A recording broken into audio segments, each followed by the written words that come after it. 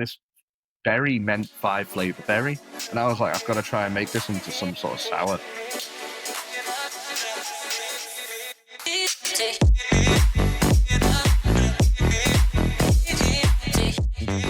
Hello and welcome to another episode of the BeerX Chats With. Today I'm joined by Mike from Colbier in Liverpool. Mike, thanks for joining us. Yeah, cheers. Thanks for having me.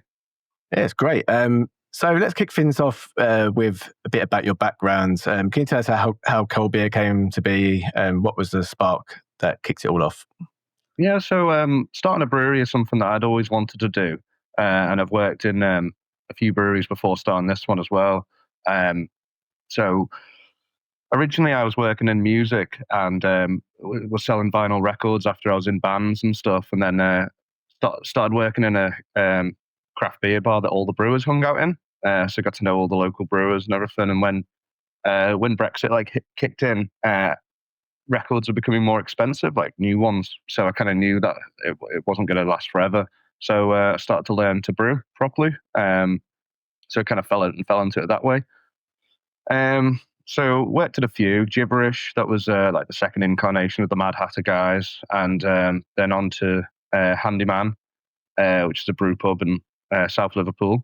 Then Love Lane and Carnival, and then after I left Carnival, realised it was kind of like the time to do it because, yeah, I didn't really fancy going to work for anybody else anymore. So my mate Stuart was who worked with me at Handyman.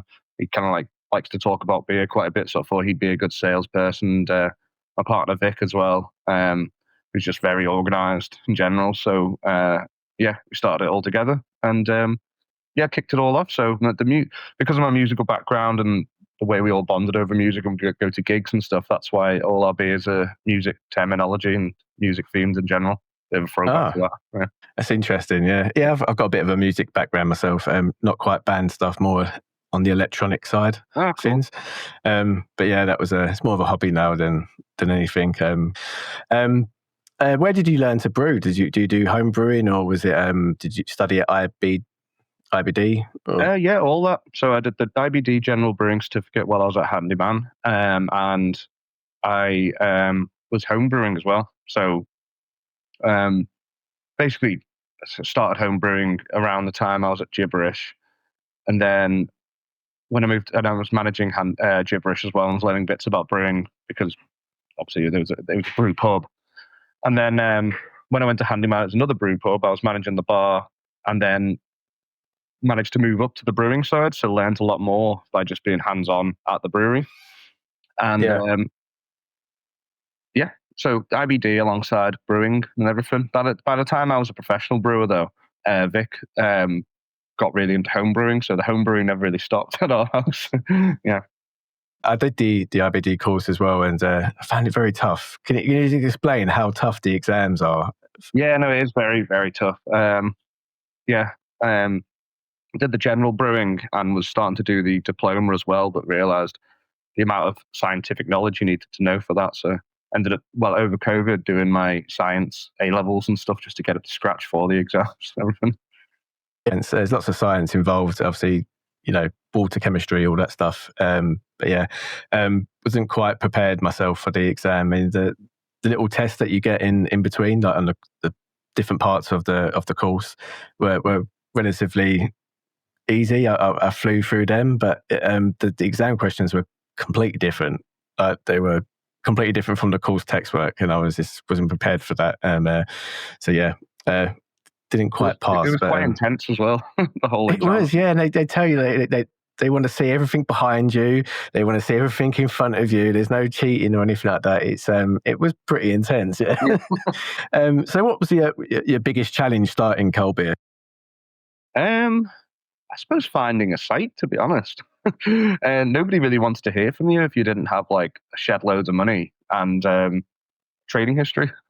So yeah, we went for a few different sites. Found the kit quite easily at quite a good price. That's the reason it all kicked off. So yeah, just finding the right site in general. Our site's all right at the moment. It does what it needs to do. It's pretty handy, and it's perfect for a brewery, but not a brewery tap. So there's no brewery tap on site. So that's the only issue with this site. but yeah, so we'll stay here for a little while, and then eventually we'll move somewhere else, and we might find an external tap room in the meantime as well. But that Yeah, was our biggest challenge, I suppose. Yeah.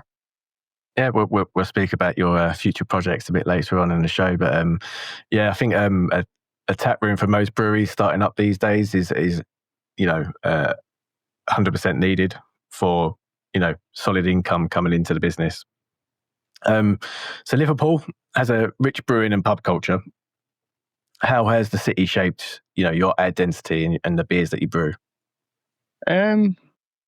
I mean, the fact that Liverpool's so musical kind of fell hand in hand with our theme for one, so that was quite handy.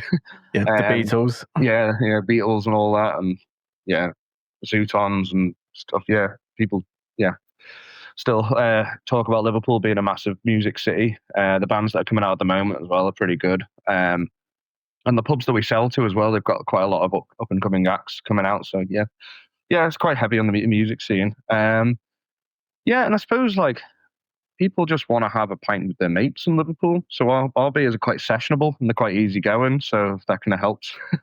Yeah, definitely. When I was in Liverpool last, it was for BeerX that you was at, and yeah, it was so many places everywhere, pubs all over the place. And so talking of obviously being at BeerX, congratulations are in hand for winning Best New Independent Brewery.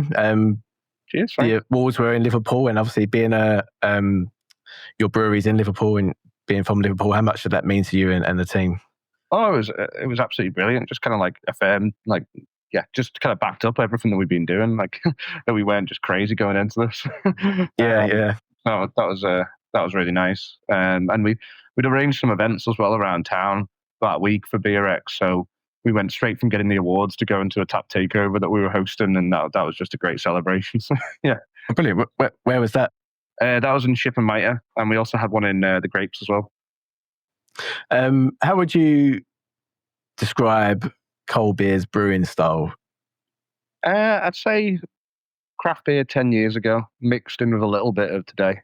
So it's kind of like the stuff when I kind of saw about when I was working in craft beer bars about 2015. So yeah, a little bit more bitter, a little bit more malty at times, but we also do NEPA beers and stuff, but just not concentrating on that. Our sours are more attuned to back then, and our stouts are very sessionable most of the time.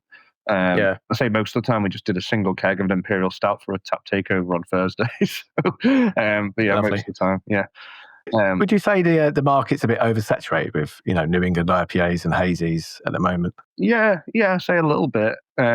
It's also not really what I personally drink that often. So I kind of thought it doesn't really make any sense. There's so many people doing it really well. It's oversaturated. Why don't we just do kind of what I wanted to do and what I kind of wish the scene was like still, just like loads of different styles and stuff. Like I said from day one, we'd do a saison. and yeah, so we did that. Red ales and red wine, a lot of bitters. So yeah, it's kind of it's been oversaturated that much that all these styles have been forgotten about. Kind of don't really see black IPAs. Don't really milds are a lovely beer. Don't really hear about them unless it's May. So yeah, we've done 2 batches of our mild in the last year and a batch of black IPA as well. So all those styles are coming back. Yeah, I mean, I think a lot of people are hitting on West Coast at the moment and bright IPAs. I think they're the popular styles coming through at the moment, I would say. But yeah, it's, maybe it's time for a bit of a shift away from hazy IPAs because they are relatively all tasting the same. I mean, you get a good brewery and there's not much difference between them unless they're using new hops that have just come out, etc. Where do you pick your hops and your malts? So we use crisp pretty much for all our malt. Quite like their heritage range. They do some old style malts and stuff. So we've done a couple with that, which is just basically like malt that's was very popular up until like 1920s when it was bred out of existence because industrialization, really. The extract's terrible and the yield's terrible for both the farmers and the brewers, but they taste great. So, so they've been bringing them back over the last 10 years. So that I quite like that range of stuff. It just has, it's like Marisota times 11, they say, which is just a lot more toffee flavors and stuff. So, yeah, I like them. And yeah, hops wherever, really. I kind of like, yeah, kind of mix it up a little bit. Like I say, we do have like a hazy beer in our range, but like 90% of our beers are more traditional. Yeah. And I'm kind of like going towards, at the moment, I've got like a bit of a thing for English hops, just like the new English hops that are coming out. Harlequin and Olicana, things like that. Yeah, and Jester as well. Yeah, Jester, yeah. I'm a huge fan of Cascade. I think it's one of my favorite hops in general. So I think Olicana and Jester might both be offshoots of Cascade. So they got that similar sort of property. Yeah, we're as a, in the UK, we've been trying to get juicier hops made in England and trying to get to the levels of America and that, and we're getting there, I think, with the juicy hops. Not quite just there yet, but yeah, I've had a lot of beers with Harlequin and Olicana, Jester, and yeah, I think they go really well with, like you say, the more traditional beer styles. Which don't require it to be, too full-on juicy, but you still get that nice hop flavour coming through. So I think they really work well with traditional styles. When you're developing a new beer, what inspiration usually, kickstart the recipe idea off? Where do you normally start from? All sorts, to be honest. I mean, I can't be able to turn in the camera right now, but I've got a whole range of brewing books right behind the screen. And yeah, when I flick through stuff and I come across like just reading about an old style that you don't really come across that much. And we've got like a whole book on Bock beer and a whole book on Scotch ales and stuff. And only one of them really touches on IPAs. So it's not just all IPA beers. So yeah, and then also just reading about new ingredients, but not just hops. So only recently I've got excited about hops again for the first time in years, just because of the New English hops, and I'm going to do like a New England but with only English ingredients, like just try to make it as juicy as possible, just to see how well you can do it. Yeah. But I'm normally inspired by yeast strains and malt, to be honest, and then just like Yeah, this. Yeah. Do you use dry yeast or liquid? Liquid. So we're the only UK brewery, as far as I know, to exclusively only use Jasper yeast, which is in the States, just to give us a bit of an edge. They send over liquid yeast and then a repitch as well. So it goes about 10 batches over. So when we got a lager strain in, it was followed by 10 different types of lager, just because like we had that yeast in stock. So there was a lot of IPA, IPL, cold IPA, Baltic Porter. Yeah. Do you mean when you started Colbier, was trying to find something different to everyone else one of your main goals? You said you chose Jasper yeast because no one else that you know of in the UK is using it. So was that something you looked at whilst starting up the brewery? I mean, I kind of wanted us to stand out a little bit, not just use like to do the same styles, I suppose, but just to do them well. And I'd come across Jasper yeast because I'd met the sales guy, and he does supply to a few places, but people just kind of try them here and there because they're a little bit more expensive. But if you're repitching, it doesn't work out too bad. And everything I tried from them, I thought the quality was amazing. So for us, it's quality first, rather than trying to like do something that's so obscure that somebody tries and you get a quick sale. We just wanted to go for quality through and through.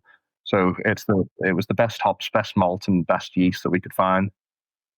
Yeah. So how do you strike a balance between experimenting with flavour and consistency? I suppose we don't go too out there in general.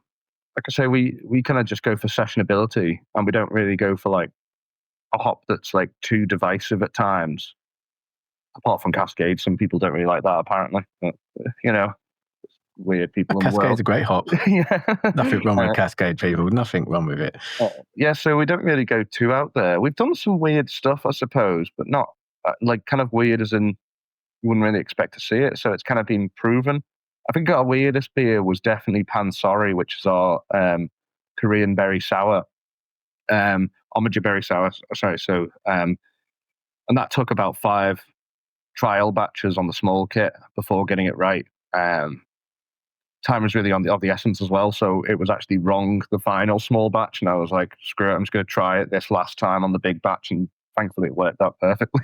It's a stroke of luck. Yeah, but we were the first UK brewery to use that berry in general, and I think only 2 in America had ever used it. So that's the only weird beer that we've ever used. Yeah. What were the problems that you were having during the small batch of it that you encountered? Just a bit of a weird berry. Just trying to get that flavour to come through more. Well, no, the flavour came through, but it's I was over in Korea just before South Korea, just before starting the brewery. My brother lives over there, and he brought out this Colbier berry tonic that his mother-in-law made. She's Korean. He was like, she forages this berry and makes it into a tonic. Turns out she steals from the local farmer. That's what she meant by foraging. And it made this tonic bright red, and the taste was like cordial like, but a little bit weird. And this berry meant 5 flavor berry. So in equal parts, you got sweet, you got salty, sour, bitter, and spicy. And I was like, I've got to try and make this into some sort of sour. So every point that I added it, and every stage, it was either coming out way too sweet or way too bitter or way too spicy. And then I found the right point during fermentation to add it, and it just worked out fine. Yeah. Brilliant. I mean, yeah, so you're having all them sort of flavours in the berry. It's going to go one way or the other, and trying to get that balance I bet that was a test in itself. Yeah. Which leads on to have you had any brewing disasters or misses that kind of shaped your learning curve early on? I suppose just being like I say, we do certain styles that some people haven't heard of. So just going full on and doing a style that's like a little bit unusual. Like we kind of realized that branding's quite a big thing, like naming the beer correctly. Like we were brought out a saison. Everybody said, "Oh, it would have sold much better if you called it Farmhouse Pale." It's like, okay.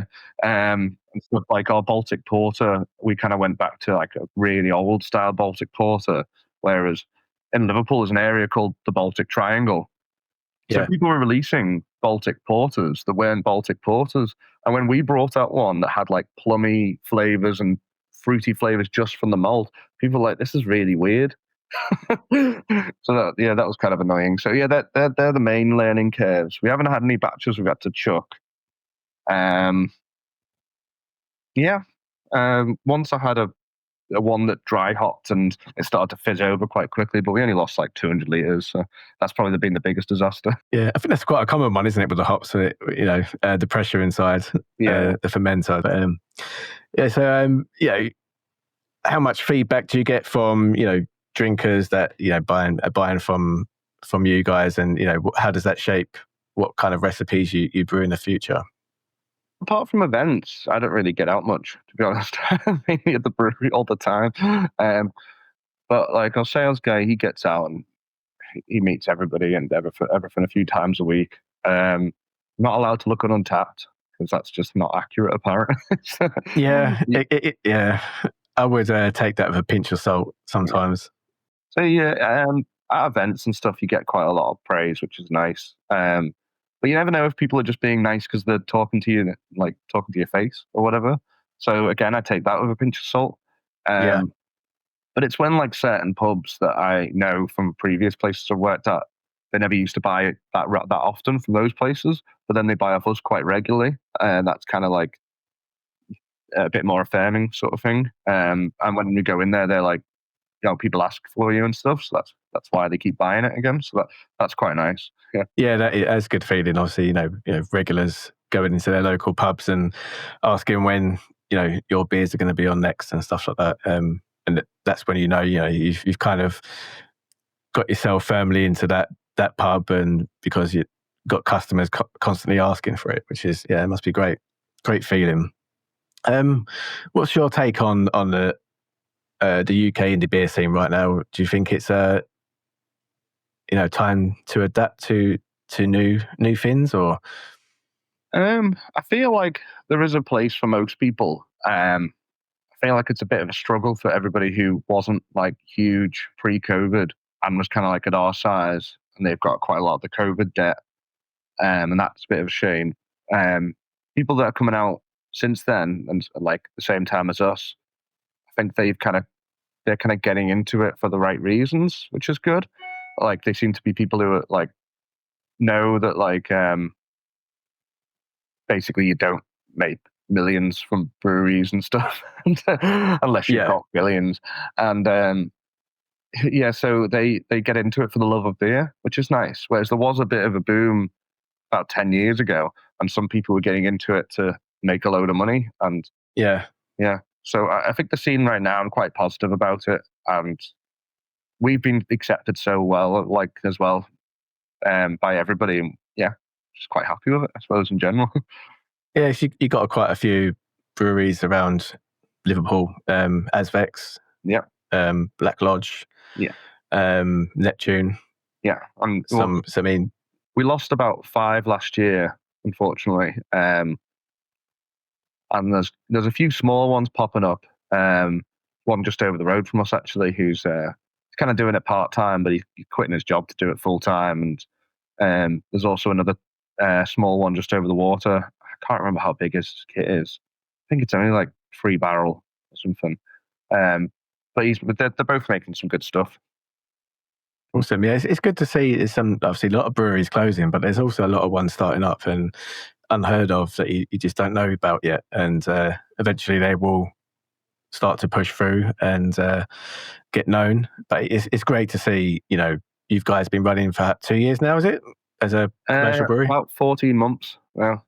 Oh, so not even 2 years, and you come a long way in just that short space of time, and it just shows, you know, it's good inspiration to people that are looking to start their own brewery up, that, you know, it can be done, and you know, you can sustain a living. Just about. Yeah, just about. So where do you see Colbier going in the next couple of years? You know, any future plans on the horizon? I think at the moment we're just establishing ourselves a bit more. We're starting to get tied lines, which is good, whereas before it was like ad hoc sales here and there all over the Northwest. And also before we were only selling in Liverpool, Manchester and Sheffield mainly. But now we're spreading out to country pubs as well, like everywhere in between in the Northwest, and we're going to try and go in other parts of the country. We have sold to either end of the UK, just not as much. So yeah, spreading out a bit more. We're going to keep an eye out for a tap room, but it's got to be right. We kind of feel like it's going to be like a traditional pub, or suit our style a bit more. Yeah, definitely. Yeah, so you're going to be focusing more on finding a tap room, more than finding like a bigger unit, maybe, to have both a tap room and your brewery running side by side. I think we might end up doing like an off-site tap room more. If the other place can fit a tap room, great, bonus, but that's not our main aim, I think. Yeah, so you want a tap room separate to the brewery. Yeah, sounds great. Any new styles that you're thinking of brewing? So what are we doing? There's a lot of rebrews going on, because we have a lot of beers just coming back all the time. We're doing saying about the English hops. So I want to do like a New English IPA in a couple of weeks, and also going to do a Belgian wit beer. Nice. In 3 weeks. Oh, and I'm also doing a Belgian blonde in collaboration with Vibrant Forest. Lovely. I know Vibrant Forest. Yeah, so yeah, very good brewery. That'd be an interesting beer. Yeah. When are you thinking of brewing that? Next week. They're over for Liverpool BeerX.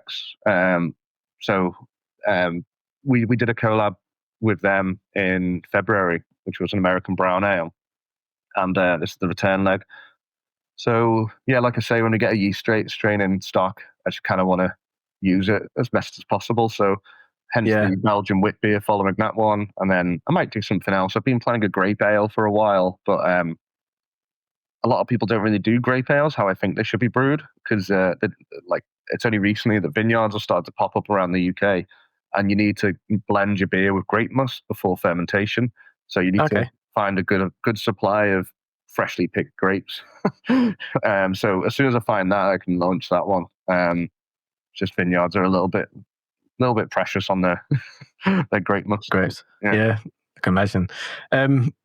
So if someone was discovering Colbier for the first time, and I'm sure you've only been going 14 months, I'm sure a lot of people will be.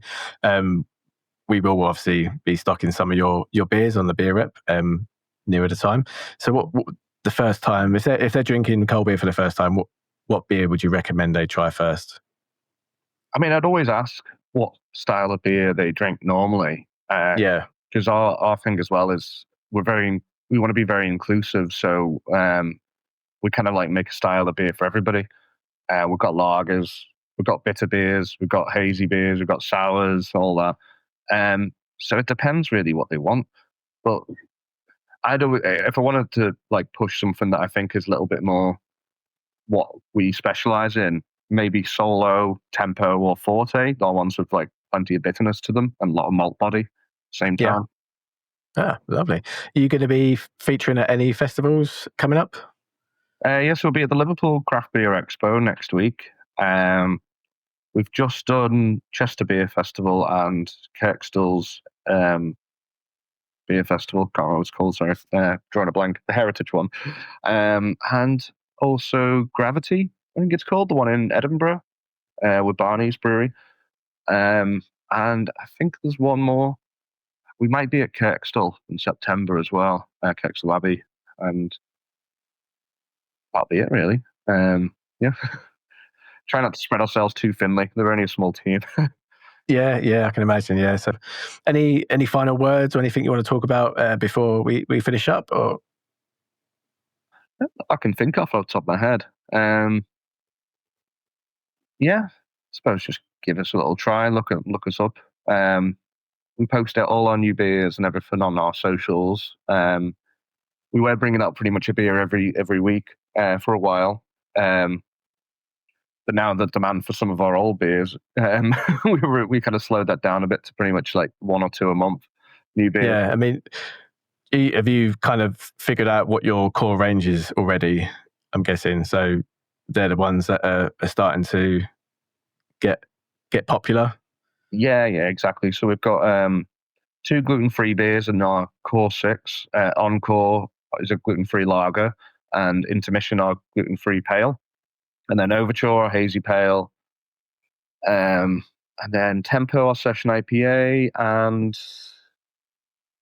Chorus. How could I forget Chorus? It's our best seller by far, which is our bright pale. So, it outsells the next beer by twice as much as well. So it's a good and one. You forgot the name of it. Yeah. It's just as bad as me. My memory's terrible as well. Yeah. Try our. I'd say try our multi beers and our more bitter beers and stuff, and just don't expect a more modern brewery style. So I think that's been a mistake. A few people. There's nothing wrong with traditional beers, and if anything, it's a nice change from all the saturated hazies and New England IPAs and stuff that you're getting. So we'll be stocking some of Colbier on the BeerRep.com, delivering UK mainland, and give them a try. We'll be posting up some links to the site to buy the beers. Mike, it's been an absolute pleasure to speak with you and learning how you all got started up, and I wish you all the best for the future and moving forward. And I'll be looking out for your Vibrant Forest collab for sure. Thanks. A good brewery and a good. I like a Belgian blonde, so I'll be definitely wanting to taste that one. So thanks for coming on the show. Cheers, thank you.